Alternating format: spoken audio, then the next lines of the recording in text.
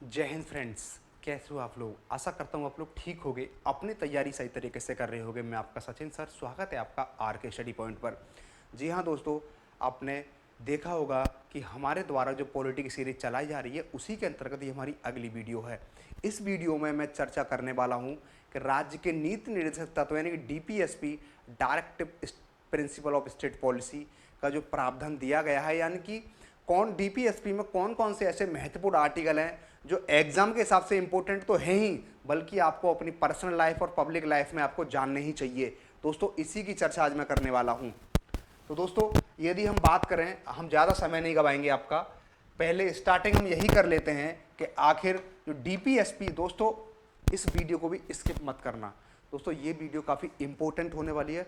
दोस्तों आपने मेरी पिछली वीडियो मौलिक अधिकार की वीडियो दोस्तों देखी होंगी। मैं बहुत रिसर्च करके वीडियो लेके आता हूं ताकि आपको किसी भी तरीके का कोई प्रॉब्लम ना आए और जीएस में इंटरेस्ट बढ़े। पॉलिटी में, संविधान में आपका इंटरेस्ट बढ़ाना मेरी जिम्मेदारी है और इसी काम में मैं सतत रूप से लगा हुआ हूँ। दोस्तों पहले तो मैं यही बात करूंगा कि आखिर जो राज्य के नीति निर्देशक तत्व जो हैं ये संविधान के किस भाग में हैं। पहला क्वेश्चन दोस्तों आपका एग्जाम में यहीं से बन जाएगा कि संविधान के किस भाग में है। तो दोस्तों ये है भाग 4 में। भाग 4 में इनका प्रावधान दिया गया है दोस्तों। इसके बाद अगला क्वेश्चन ये बनेगा कि ये किस अनुच्छेद में जिक्र किया गया है। दोस्तों इनका अनुच्छेद किस अनुच्छेद में है दोस्तों? तो ये है 36 से लेकर के 51 तक डीपीएसपी के बारे में प्रावधान दिया गया है। अगला है ये किस देश से लिए गए हैं दोस्तों? तो ये भी आपको पता होना चाहिए। ये आयरलैंड के संविधान से लिए गए हैं। किससे दोस्तों? आयरलैंड के संविधान से इनको लिया गया है।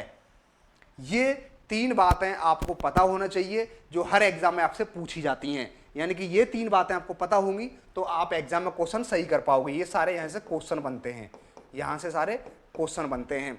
इतनी बात क्लियर हुई दोस्तों? अब यहीं पर मैं इसको मिटा देता हूं। अब हम शुरुआत करेंगे आखिर डीपीएसपी क्या होते हैं, क्यों जरूरी हैं, इन सब की मैं मोटे मोटे तौर पर चर्चा करने वाला हूं। तो दोस्तों पहले हम शुरुआत यहीं करेंगे कि आखिर डीपीएसपी यानी कि ये डीपीएसपी राज्य के नीति निर्देशक तत्व आखिर क्या होते हैं। DPSP, directive principle of state policy, यानी कि ये डीपीएसपी राज्य के नीति निर्देशक तत्व आखिर क्या होते हैं, इनकी मैं थोड़ी थोड़ी चर्चा करने वाला हूं।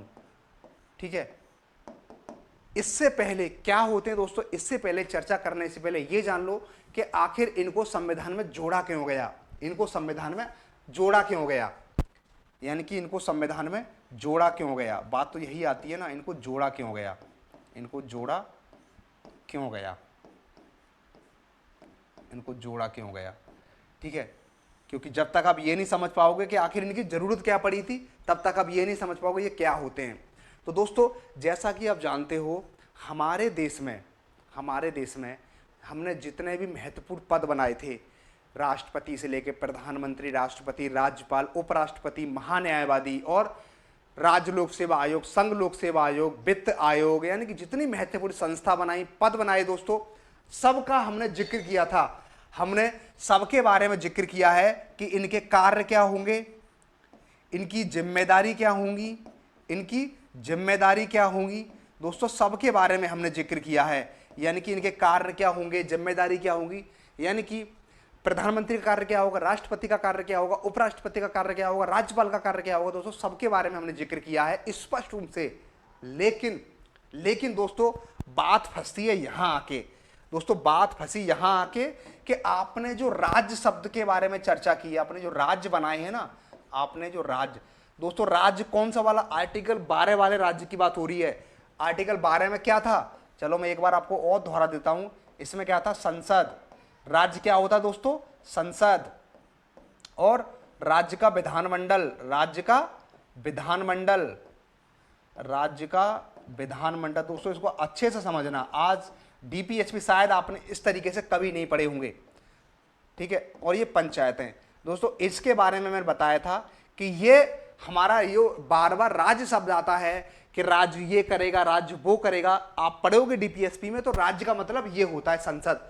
और यहीं पर क्या होती हैं इनकी सरकारें, यानी कि राज्य की सरकारें और केंद्र की सरकारें, तो दोनों की सरकारें भी इसी में शामिल हो जाएंगी। तो ये ओवरऑल हो गया दोस्तों राज्य। अब डीपीएसपी क्यों महत्वपूर्ण है राज्य के लिए, उसको समझो। जैसे कि दोस्तों अगर मैं बात करूं, डीपीएसपी यानी कि जो राज्य के नीति निर्देशक तत्व हैं, ये इसलिए बनाए गए थे ताकि देश में समाज कल्याणकारी राज्य की स्थापना हो। समाज कल्याणकारी राज्य की स्थापना कैसे होगी, पहले उसको समझो। अब देखो, अब हम बात करते हैं सरकार, इनके ऊपर, राज्य के ऊपर। तो दोस्तों डीपीएसपी क्या है? डीपीएसपी जो है ना दोस्तों, ये एक गाइड बुक है। क्या है दोस्तों? ये एक गाइड बुक है। गाइड बुक, गाइड बुक, समझ में आया? यानी कि डीपीएसपी दोस्तों गाइड बुक है, किसके लिए? राज्य के लिए। किसके लिए? ये राज्य के लिए दोस्तों गाइड बुक है। गाइड बुक है कैसे? ऐसे समझो, जैसे कि राज्य ने कोई भी कानून बनाया, राज्य ने दोस्तों, राज्य ने कोई भी कानून बनाया, राज्य ने यहां पर कोई भी कानून बनाया, कोई भी नियम बनाया, कोई भी नियम बनाया, ठीक है। डीपीएसपी क्या है? गाइड बुक है, किसके लिए? राज्य के लिए। कैसे? जैसे कि राज्य ने कोई भी नियम बनाया, कानून बनाया। राज्य का मतलब क्या है? संसद ने कोई भी कानून बनाया, राज्य के विधानमंडल ने कोई भी कानून बनाया, नियम बनाया, तो ये क्या करेंगे? ये जो डीपीएसपी है, ये राज्य को निर्देश देंगे, राज्य को निर्देश देंगे कि आप मुझे पढ़ के कानून बनाइए, मुझे पढ़ के, यानी कि मुझे पढ़कर कानून बनाइए, मुझे पढ़कर कानून बनाइए, कोई भी नीति बनाइए, आप पर किसी तरीके का कोई प्रतिबंध नहीं लगेगा। अगर आप मुझे पढ़ करके, वो डीपीएसपी को पढ़ करके कोई भी नियम बनाओगे, कोई भी कानून बनाओगे, तो उससे क्या होगा? समाज का कल्याण होगा, देश का कल्याण होगा। क्योंकि डीपीएसपी अपने आप में इतने बढ़िया हैं कि यदि इसके अकॉर्डिंग यदि कोई भी सरकार कानून बनाएगी तो वह देश के लिए बहुत बेहतर होगा। इसलिए यहां पर मैंने डीपीएसपी की तुलना दोस्तों एक गाइड बुक से की है, गाइड बुक से की है। ऐसी गाइड बुक जिसे पढ़कर यदि राज्य सरकार या केंद्र सरकार कोई भी कानून बनाएगी तो वो कानून दोस्तों देश के हित में होगा, देश के हित में होगा, समाज के हित में होगा, लोगों के हित में होगा, उस पर किसी तरीके का कोई प्रतिबंध नहीं लगेगा। जी हां दोस्तों, यदि राज्य सरकारें यदि डीपीएसपी को पढ़ करके, डीपीएसपी को देख करके कानून नहीं बनाती हैं तो उनको आने वाली 5 साल बाद फिर जनता के सामने पेश होना है और फिर जनता उनको बताएगी कि आपने हमारे लिए क्या किया है। यदि आपने डीपीएसपी के अकॉर्डिंग काम किया है तो जनता आपको समर्थन देगी, आपको फिर चुनाव जिता करके संसद में और राज्य के विधानमंडल में भेजेगी, नहीं तो आपको कोई वोट नहीं देगा। इसलिए अधिकांश सरकारें यदि डीपीएसपी के अकॉर्डिंग काम करती हैं दोस्तों तो उनको सराहना मिलती है, उनको लोगों का समर्थन मिलता है, जनता का प्यार मिलता है। आप धीरे धीरे एक एक करके सब चीजें समझोगे कि आखिर डीपीएसपी में ऐसी कौन कौन सी बातें हैं जो सरकार अगर इनको माध्यम बनाकर कानून बनाएगी तो देश के हित में किस तरीके से लाभकारी होंगे। तो दोस्तों चलिए, अब आप डीपीएसपी का मतलब समझ गए होंगे, ये क्या है, कैसे जोड़ा गया है, ठीक है।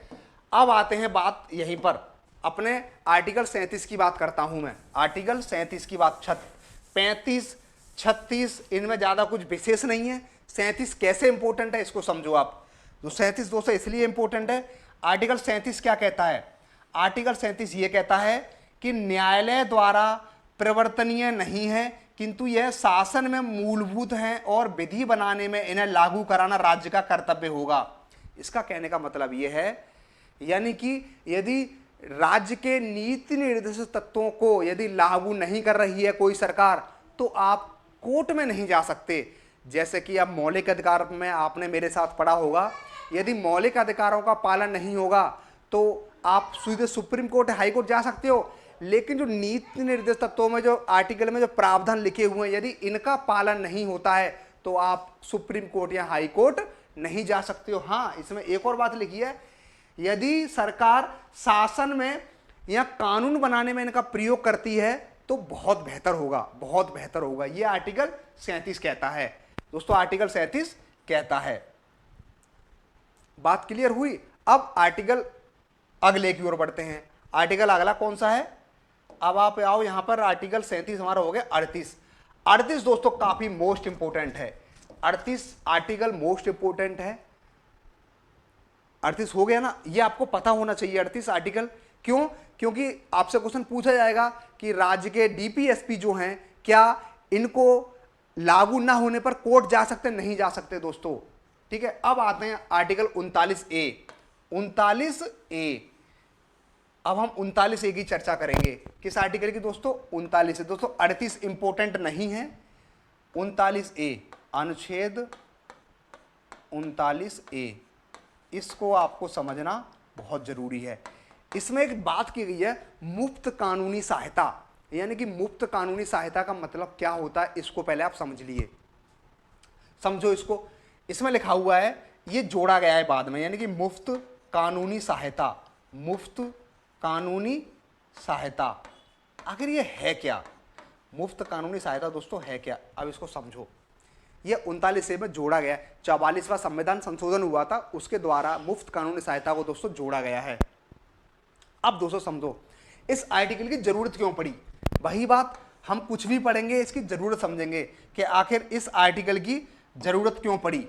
इस आर्टिकल की जरूरत क्यों पड़ी, जरूरत क्यों पड़ी।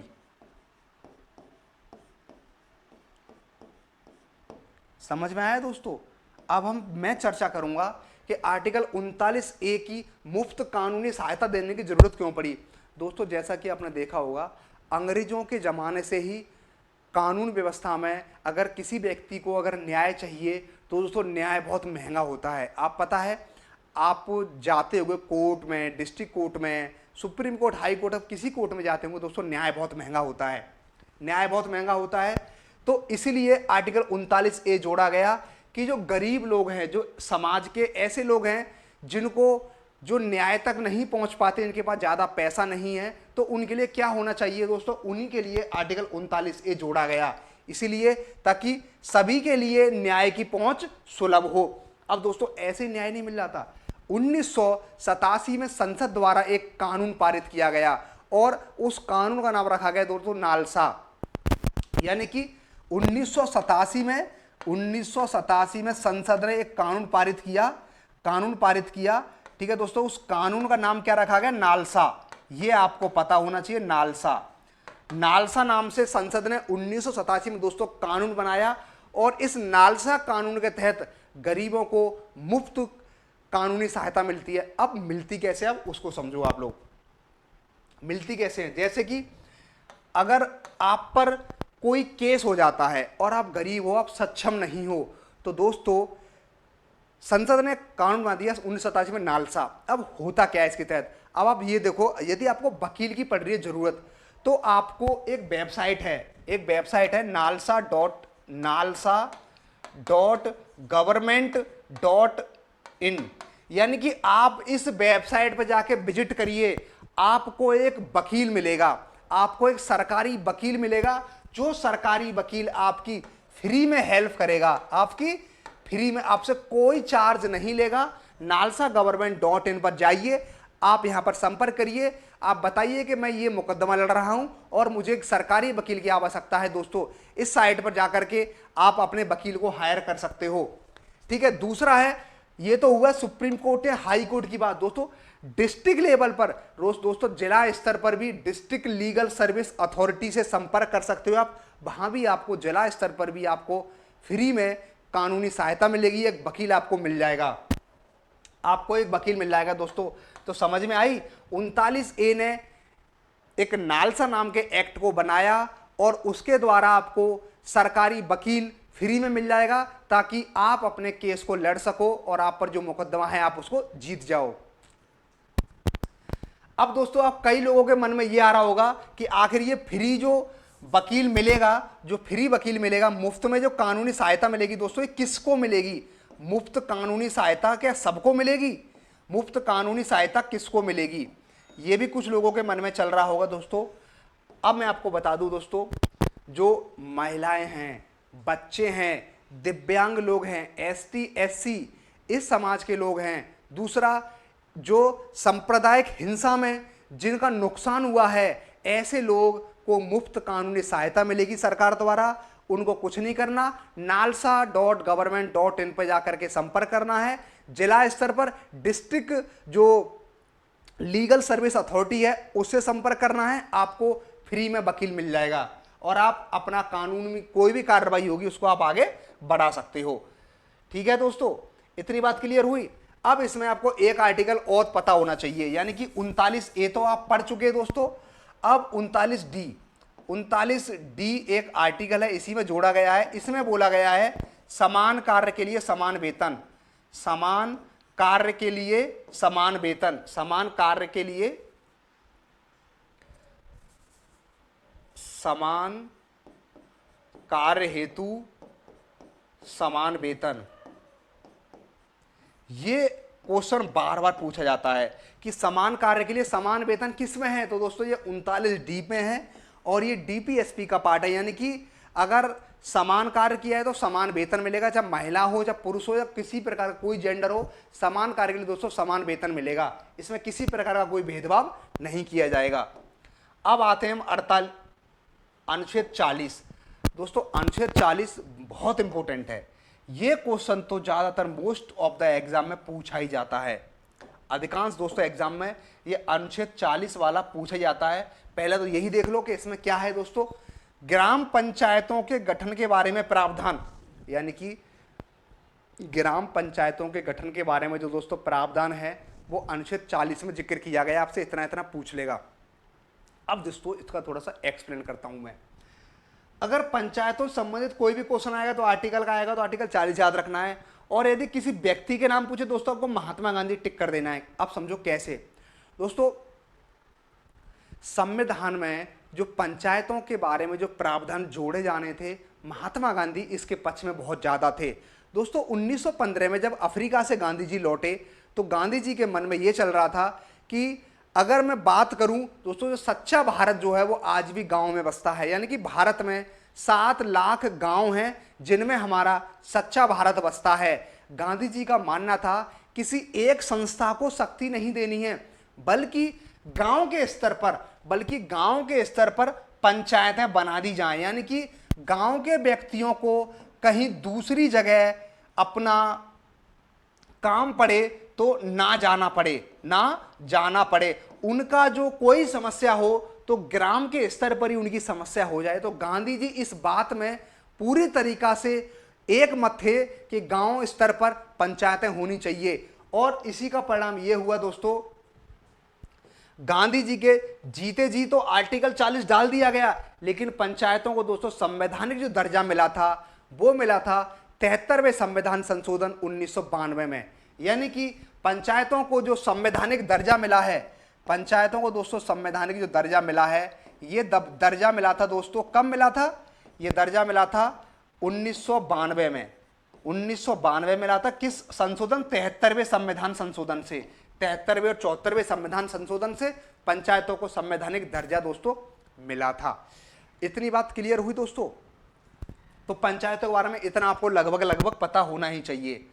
अब आते हैं हम आर्टिकल 41।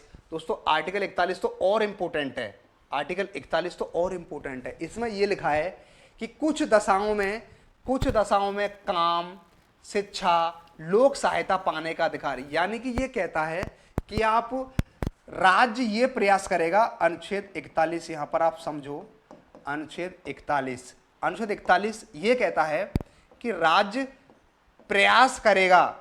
प्रयास क्या करेगा? कि आप बीमार हो, बेरोजगार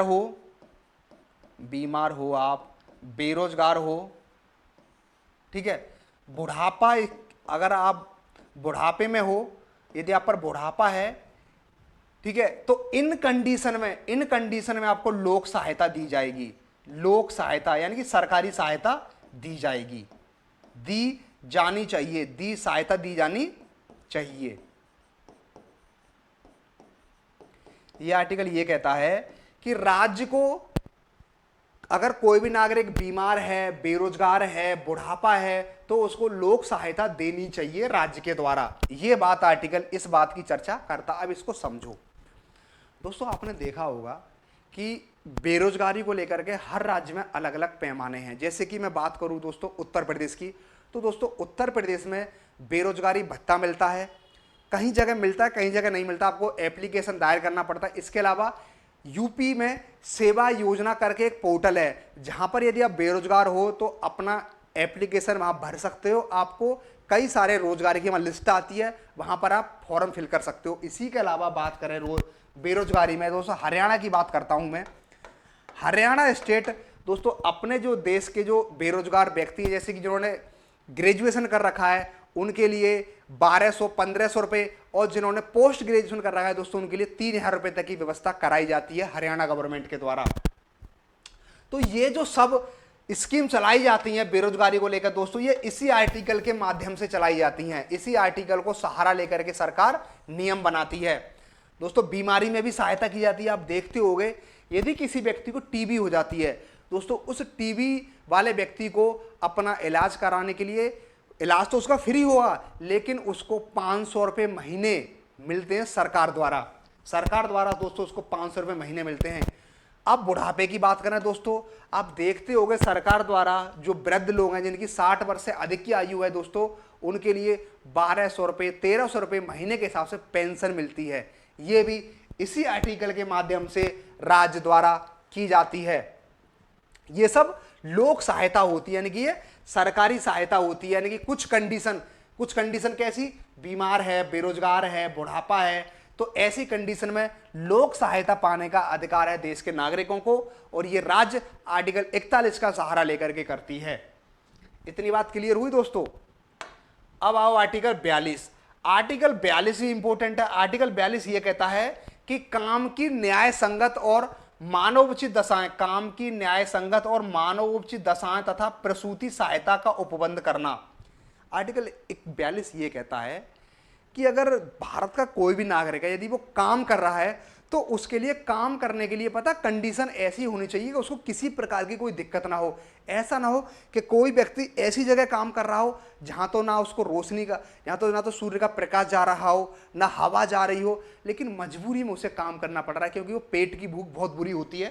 तो यह आर्टिकल ये कहता है कि राज्य को नियम कानून ऐसे बनाने चाहिए कि किसी मजदूर का शोषण ना हो काम के लिए, उसके लिए काम करने के लिए अनुकूल व्यवस्थाएं होनी चाहिए। जैसे कि आप देखते होंगे बहुत ऊंची ऊंची बिल्डिंग होती हैं, वहां पर मजदूर कार्य करते हैं, हर काम तो कोई ना कोई करेगा, लेकिन ये आर्टिकल ये कहता है कि राज्य ऐसा कानून बनाए, ऐसी श्रम नीतियां बनाए जिससे उनके लिए काम करने समय किसी प्रकार की कोई दिक्कत ना हो। तो आपने बहुत सारे श्रम कानून देखे होंगे, आपने बहुत सारे श्रम कानून देखे होंगे जिनके तहत मजदूरों को बहुत सारी सुविधाएं मिलती हैं, उनको एक न्यूनतम मजदूरी मिलती है ताकि वो अपना भरण पोषण कर सकें और अच्छे तरीके से जी सकें।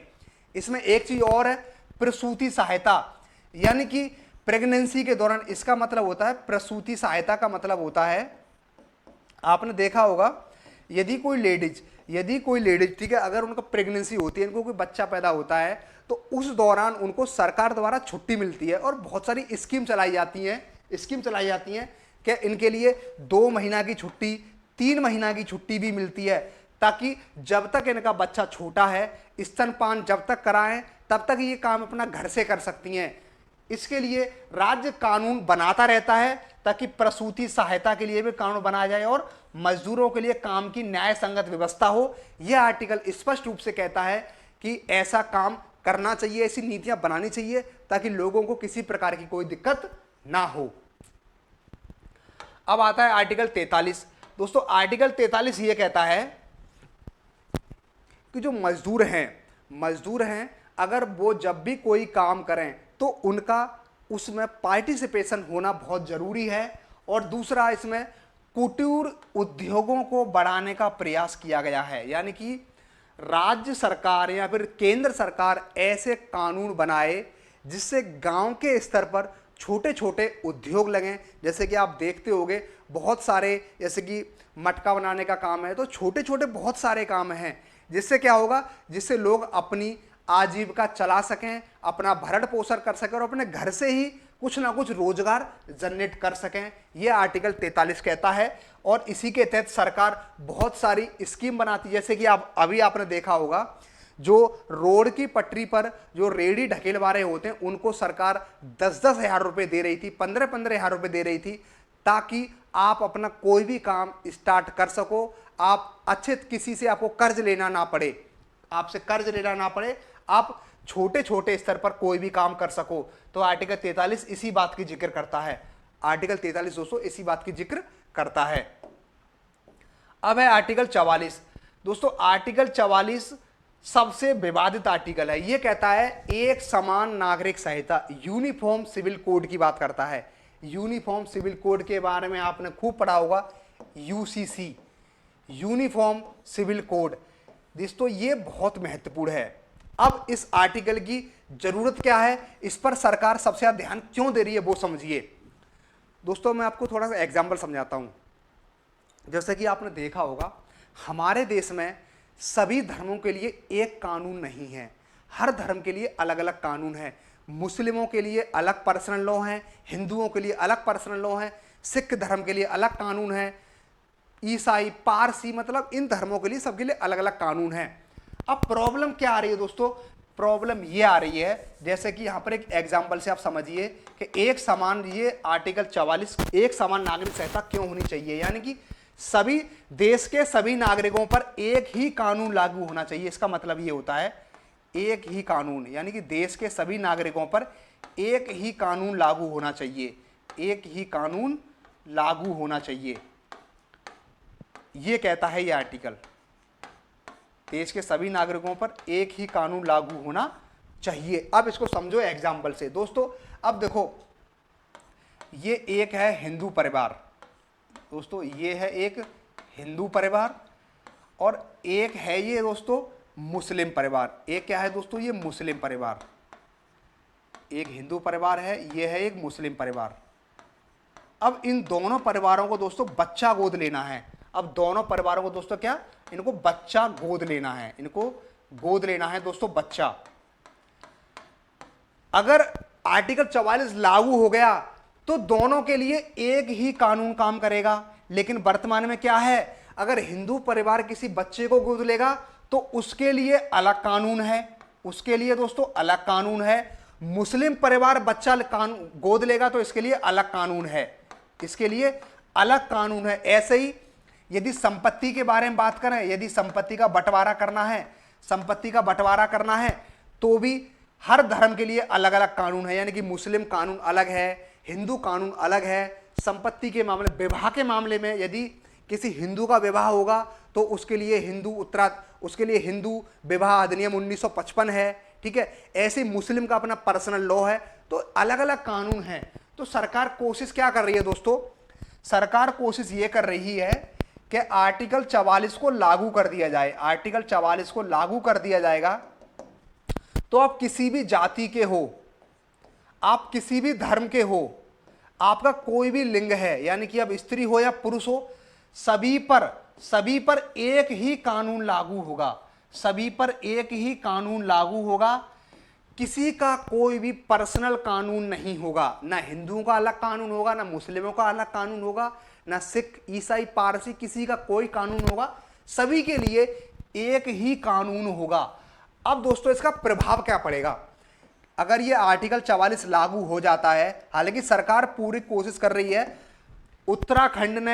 उत्तराखंड पहला राज्य बन गया है जिसने यूनिफॉर्म सिविल कोड को लागू कर दिया है, हालांकि गोवा तो पहले ही लागू कर चुका है। अब दोस्तों इसका प्रभाव क्या पड़ेगा, प्रभाव यह पड़ेगा दोस्तों, पहले हिंदुओं पर क्या प्रभाव पड़ेगा इसका, क्योंकि हिंदुओं पर प्रभाव दोस्तों यह पड़ेगा, हिंदुओं के दो कानून हैं।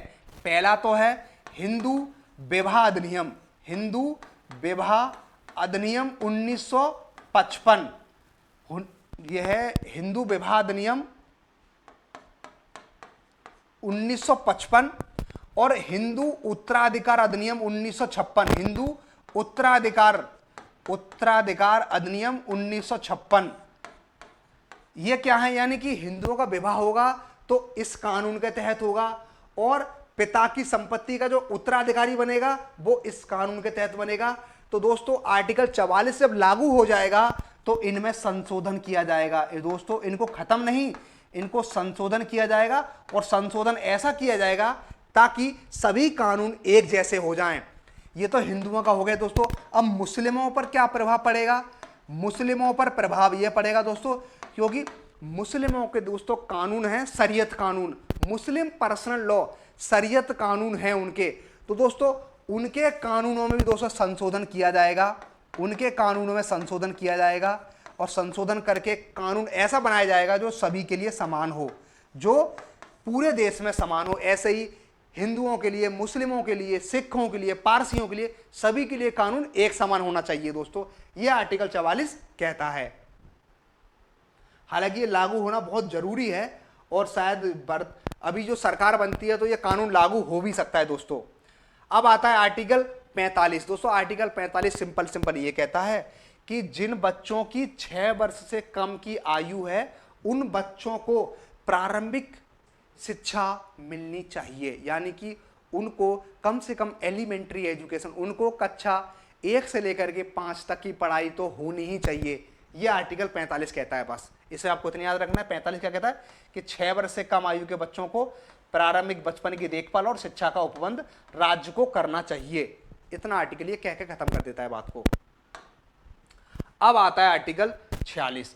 आर्टिकल 46 क्या कहता है? आर्टिकल 46 ये कहता है कि जो समाज के कमजोर वर्ग हैं और जो एसटी समाज है और एसटी समाज है, उसके अलावा जो दुर्बल और कमजोर वर्ग हैं, इनके अर्थ संबंधी हितों की अभिवृद्धि करना, यानी कि इनको सहायता देना ताकि इनका शोषण ना हो। सरकार ऐसे कानून समय समय पर बनाती रहती है ताकि इनका किसी तरीके से कोई शोषण ना हो।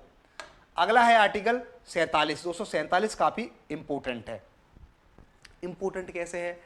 इसमें यह बोला गया है कि पोषाहार स्तर और जीवन स्तर को उच्च रखने के लिए तथा लोक स्वास्थ्य का सुधार करने के लिए राज्य का कर्तव्य होगा। दोस्तों इसी आर्टिकल को ध्यान में रखते हुए आपको याद रखना चाहिए, यह आर्टिकल जो 47 अनुच्छेद है ये काफ़ी मोस्ट इंपॉर्टेंट है। कैसे? दोस्तों इस आर्टिकल 47 के तहत बिहार सरकार ने क्या किया था दोस्तों? 2016 में दारू को बंद किया था, यानी कि शराब बंद की थी दोस्तों, इसी आर्टिकल के तहत की थी बिहार में। दोस्तों गुजरात में भी बंद है, गुजरात में भी शराब बंद है, वो इसी आर्टिकल के तहत बंद है, 47 के तहत। यानी कि राज्य ने आर्टिकल 47 का सहारा लिया कि पोषाहार स्तर ठीक करना है और जो मादक पेय पदार्थ हैं, जो नशीले पदार्थ हैं जिनसे स्वास्थ्य को नुकसान होता है, ऐसे सब इनको बंद, या तो बिहार सरकार और गुजरात सरकार ने शराब को बंद किया गया। ये इस आर्टिकल 47 के तहत ही दोस्तों किया गया था। इतनी बात क्लियर हुई। अब और देख लो आर्टिकल 48 क्या कहता है दोस्तों? आर्टिकल 48 भी इंपॉर्टेंट है। आपसे क्वेश्चन पूछा जाएगा कि कृषि और पशुपालन का संगठन तथा राज्य दुधारू पशु वध को रोकना, ये आर्टिकल 48 में इस बात की जिक्र की गई है। अब इसको समझो क्यों इंपॉर्टेंट है, यानी कि इसको मैं एग्जाम्पल से समझाता हूं। दोस्तों आप देखते होंगे भारत में आज भी 60 से 70% क्षेत्रों पर कृषि होती है, यानी कि आज भी दोस्तों हमारा देश कृषि प्रधान देश है और यहाँ पर अधिकांश नागरिक दोस्तों कृषि क्षेत्र में लगे हुए हैं। तो ये आर्टिकल 48 ये कहता है कि राज्य को कोशिश करनी चाहिए कि ऐसे नियम कानून बनाएं जिससे कृषि में किसी तरीके की कोई दिक्कत ना हो। तो दोस्तों इसी का सहारा लेकर के आपने जैविक कृषि का नाम सुना होगा। दोस्तों जैविक कृषि पर बहुत ध्यान दिया जा रहा है। जैविक कृषि दोस्तों एक ऑर्गेनिक कृषि है। इससे क्या होगा? इससे आपका स्वास्थ्य बहुत अच्छा रहेगा। जैविक जो फसल होगी, इसमें जो जैविक कृषि होगी, इससे आपका स्वास्थ्य बहुत अच्छा रहेगा। दूसरी बात है उपज अच्छी होगी। दूसरा इसमें क्या होगा? इसमें आपकी मिट्टी है, मिट्टी अच्छी बनी रहेगी। दोस्तों अभी एक रिपोर्ट आई थी, उसमें यह बोला गया है अगर भारत में इसी तरीके से कीटनाशक डीएपी यूरिया की मात्रा बढ़ाती रही तो 2050 तक दोस्तों भारत की जो मिट्टी है वो बंजर हो जाएगी। और बंजर मिट्टी पर दोस्तों क्या करोगे? जनसंख्या हमारी लगातार बढ़ रही है, हमारे पास खेती करने के लिए जब मिट्टी नहीं रहेगी, अब कृषि किस पर करोगे? दोस्तों इसीलिए सरकार राज्य कानून बना रही है कि जैविक कृषि को बढ़ावा दिया जाए ताकि आपका स्वास्थ्य अच्छा बना रहे, उपज अच्छी हो और मिट्टी अच्छी बनी रहे। इसी के तहत सरकार रोक भी लगाती है ऐसी कृषि पर जो जिससे पानी की जो जिसमें पानी ज्यादा लगता हो, पानी ज्यादा लगता हो, ऐसी फसलों पर दोस्तों रोक लगानी चाहिए सरकार को, क्योंकि दोस्तों पानी की समस्या आने वाले समय में आ जाएगी। तो पानी की जो ज्यादा, जिन फसलों में पानी ज्यादा लगता हो दोस्तों, उन फसलों को रोकना चाहिए। यह सरकार को कानून ऐसा बनाना चाहिए। ये तो हो गया दोस्तों कृषि के ऊपर बात। इसमें अब एक जिक्र और किया गया है कि पशुपालन के बारे में जिक्र किया गया है दोस्तों। पशुपालन के बारे में जिक्र कैसे किया गया है? इसमें यह बोला गया है कि सरकार जो दुधारू पशु, जो दूध देने वाले पशु हैं, उनको नहीं मारना चाहिए, बल्कि उनकी नस्ल को और बेहतर करना चाहिए। दोस्तों इसी के तहत सरकार ने, आपने सुना होगा, कृत्रिम गर्भाधान भी शुरू किए गए हैं। आप यदि आप गांव से बिलोंग करते होंगे दोस्तों, आप देखते होंगे एक डॉक्टर होते हैं, पशुओं के डॉक्टर, उनके पास एक टंकी होती है। उस टंकी में क्या सीमन होता है, अच्छी नस्ल का सीमन होता है।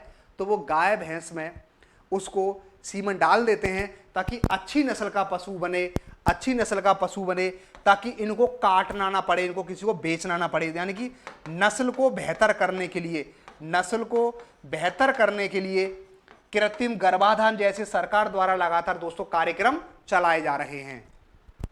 आर्टिकल 48 कंप्लीट होता है। 48 का भी दोस्तों मोस्ट इंपोर्टेंट है। कैसे?